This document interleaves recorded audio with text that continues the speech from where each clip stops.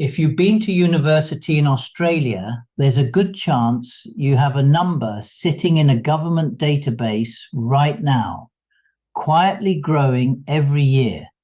And a lot of people who carry it have never actually looked at it. It's your HECS debt. And there's been more change to how it works in the last 12 months than in the decade before.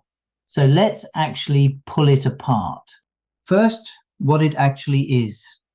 HECS, or HELP, as the government now calls it, is a loan the government gives you to pay your uni fees upfront so you don't have to. You don't get cash. It's paid directly to the uni. And here's the part that makes it unlike almost any other debt. You don't repay it until you're earning enough to afford it. No interest in the normal sense. No repayments while you're broke. The government carries it for you until you're on your feet. That makes HECS genuinely the cheapest debt most Australians will ever have. So when do repayments actually kick in? Once your income crosses a threshold.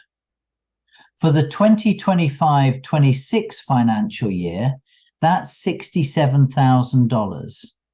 Below that, nothing, regardless of how big your debt is. And here's something most people don't know, because it changed last year. You now only repay on the income above that line, not your whole income. Under the old system, if you earned 68,000, a percentage was applied to the full 68 grand. Under the new system, you only pay on the $1,000 above 67,000. Same idea as the tax brackets we covered, marginal.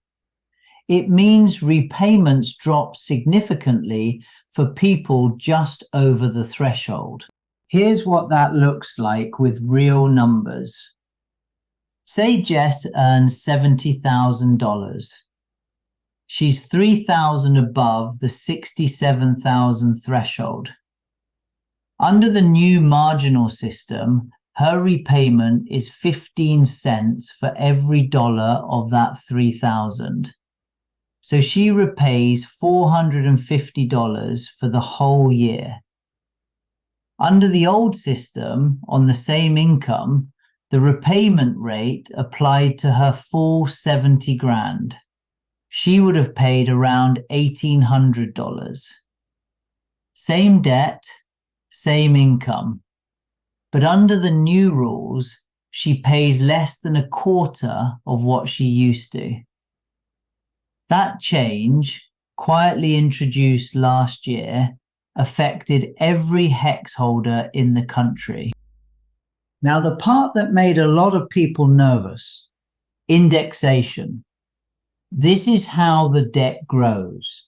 HECS doesn't charge interest in the traditional sense, but every year on the 1st of June, the balance gets adjusted for inflation. So if your debt is $27,000 and indexation is 3%, your balance goes up by around $800, even if you've been making repayments all year. For a lot of graduates, the balance felt like it wasn't moving or was actually going backwards. That's why indexation became such a political flashpoint, especially in 2023, when it jumped to 7.1%. And this is where the story gets genuinely interesting, because the government has actually done a lot to fix indexation in the last 2 years, and most people don't realize it. First, they changed the indexation formula. From now on, HECS can only grow by the lower of inflation or wage growth. So your debt can never grow faster than wages are rising. That's a meaningful protection. And second, this is the big one, In July 2025, they passed a law cutting every existing HECS balance by 20% all at once automatically. If you had a debt of 30,000, it became 24,000 overnight. No application, no form, just done. Over 3 million Australians, $16 billion wiped. So what does Jess actually have on her account right now? The average HECS debt heading into 2026 was around $27,600. After the 20% cut, that became around $22,000. Then the June 2026 indexation of 2.8% added back around $600. So the average balance today is roughly $22,500, noticeably less than it was 2 years ago, despite all the indexation noise. That's the part the headlines tend to miss. Two things HECS does that most people don't think about. First, it shows up in your borrowing capacity. When you apply for a home loan, the bank factors your compulsory HECS repayment into their serviceability test. It reduces the amount they'll lend you, even if you're not actively thinking about HECS. The new marginal system has reduced annual repayments for most people, which slightly improves your borrowing capacity compared to the old rules. But it's still a factor. Second, if you go overseas for more than 6 months, you still have to repay based on your worldwide income. A lot of people don't know that one until it catches them. 3 quick things to do. 1, log into myGov. Go to ATO online services and check your current balance, especially if you haven't since June 2025, because the 20% cut may not feel real until you see it. 2, check whether your employer is withholding the right amount for HECS. If your income's changed, your withholding might be off, and you don't want a surprise bill at tax time. And 3, the government's StudyAssist website has a free repayment estimator.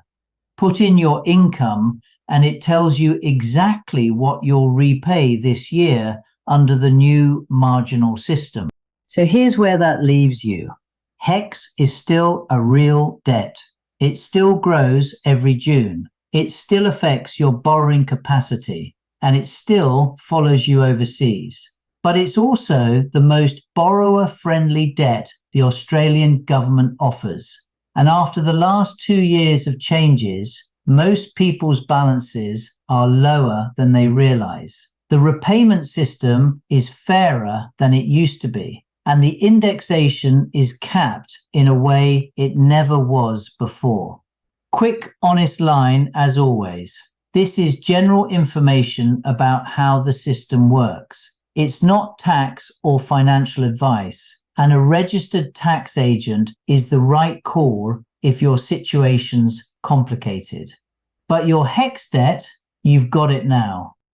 This whole channel is just this, pulling the Australian money system apart one topic at a time, plain English, nothing to sell you. Next one, capital gains tax. The other big one that comes up every time someone sells a property or cashes out shares that almost everyone gets slightly wrong. If you want that, subscribe and send this to a friend who's been avoiding looking at their HECS balance. It might be better news than they think. See you in the next one.